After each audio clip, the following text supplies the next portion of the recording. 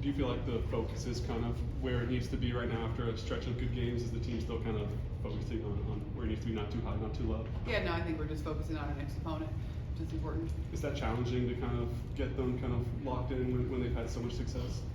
I don't think so, because it's different. We're on the road. We're motivated to go on this little road trip and prove that we can win outside of this arena. Go next, Cora. It's kind of what I was going to ask you. Just like first true road game of the season, what are you wanting to see out of the team tomorrow, especially against the team that forced overtime here last year? Yeah, I think we need to go, and it needs to look like our practice. We need to push pace. We said it, I think I said it in this media, if not I said it to the team yesterday. I'm a little bit worried about us going and trying to launch 60 more threes on the road. We need to be able to get to the rim, we need to go in transition. All of those things are important, so we're focusing on that in practice. Go to the back row to Rick. Hey Coach, what's it like breaking down film from a game like the other day? Obviously, if there's a loss or if it's a hard-fought close game, it might be different than when you break down a game that was kind of lopsided like that, but all the good that was done. What's it like breaking down that game? Yeah, we just watched the bad. So we just watched the missed box outs, and I think that's the way of the world right now. They can watch the good on the internet, right? Their highlights are all over the place. Everyone else is telling them they're great. It's my job to make sure that they're back down to earth. So we're just watching the things we need to fix, and then we're moving it on. Go next, Cora. Dee Hagman's scheduled to make her Memphis debut tomorrow. What's the challenge of scouting for a team who hasn't had their arguably best player the whole season? And is it helpful at all to have Ruby Whitehorn, who played with her in high school and is very familiar with her game? Yeah, a little bit. It's tough. I wish that we played a couple days sooner. She's going to be really good for their press offense. She's really good with the ball. She makes everyone better. And so it's just going to be a different look. We need to be prepared just for a different team. And that sometimes is hard to translate to them. The team is going to be ready for you. They're going to be ready to win, and they have new players, and they have something to prove now. Kim. Do you have any injury updates on Kanaya and Jewel? They're expected to return today to practice, so we'll see how they do. Go next, Brent.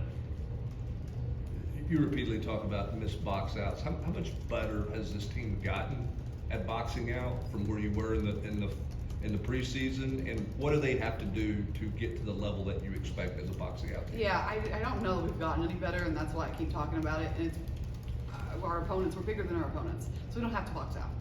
We can just out jump them. And there's going to be a day and a time where we are not, and it's really going to hurt us. And it may be one of those things where we just have to learn that lesson until they realize how important it is. Go next to Cora and then Ryan. I know you just talked about boxing out, but is there anything else that you really feel like this team needs to learn in the next 4 games before you get to conference play? Is there anything else on your list that you're watching for in these games that you want to see marked improvement in?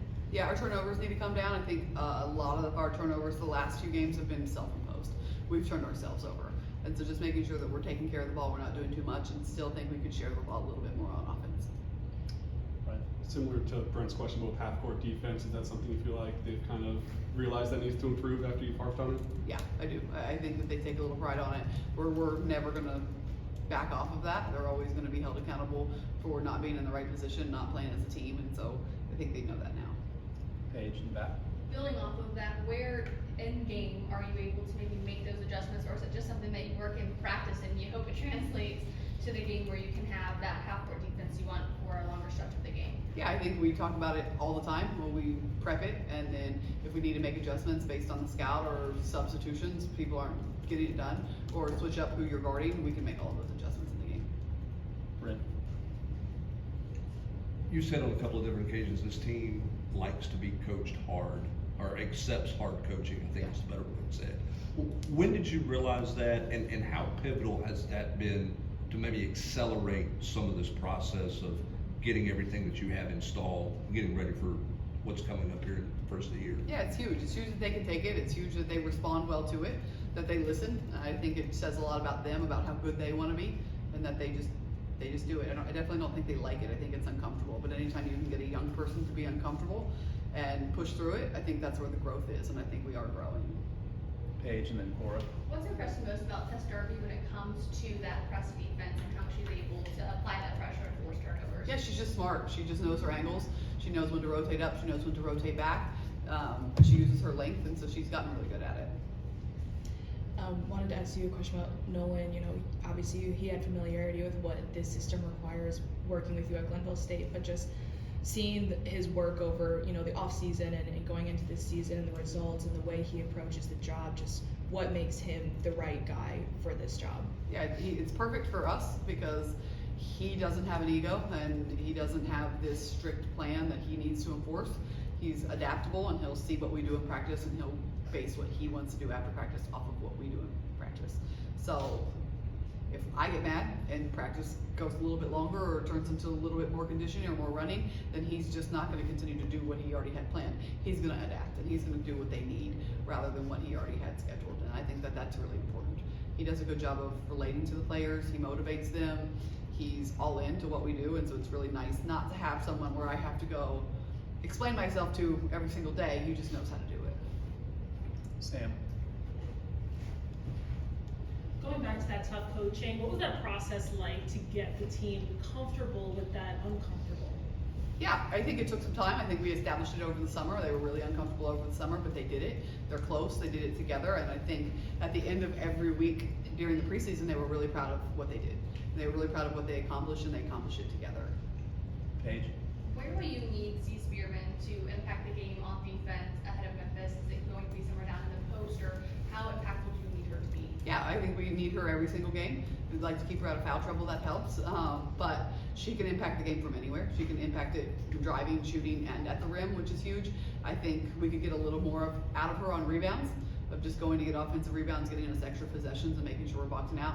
But, I mean, she's going to be big for us guarding, too, at the rim. Brent and then Caleb. What do you look for in a road trip like this off the court? What are you taking notes of to see kind of the maturity of your team and how they handle that? How much do you spend kind of observing body language and all those types of things when you're going to this type of week that you've got coming up? Yeah, it's big. It's a hard week. We have quick turnaround with 3 good opponents. So making sure that they're taking care of their bodies, they're eating what they need to eat, they're not acting like little kids, hanging out all night, they're getting rest, they're waking up for breakfast, they're taking notes on their scout, they're watching film, they're watching the previous game, even when we may not have time to watch it as a team, that they're watching it on their phones from one trip to the other. All of those things, to me, identify a really strong team. How did you see Samara respond in practice after that record-breaking performance, and how important is it for somebody like that after that performance to stay focused on what's coming up next? Yeah, I went up to her and I said, do you have a big head, or do I need to be on you all day today in practice? And she just kind of laughed, and she actually had a great practice yesterday. Any other questions for Coach? Paige?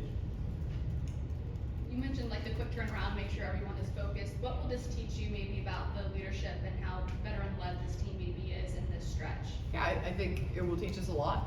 You always want your players to be watching the game they just played, no matter how it went. You know, they have access to it, they can get it on their phones, they should be watching it on the bus, they should be watching it on the plane, and then you always want your players on their own to be watching their next opponent. And so they should be watching it on their phones. They don't have school, so it's not that they have homework, so they should really be paying attention to either improving the last game or making sure they're prepared for the next game.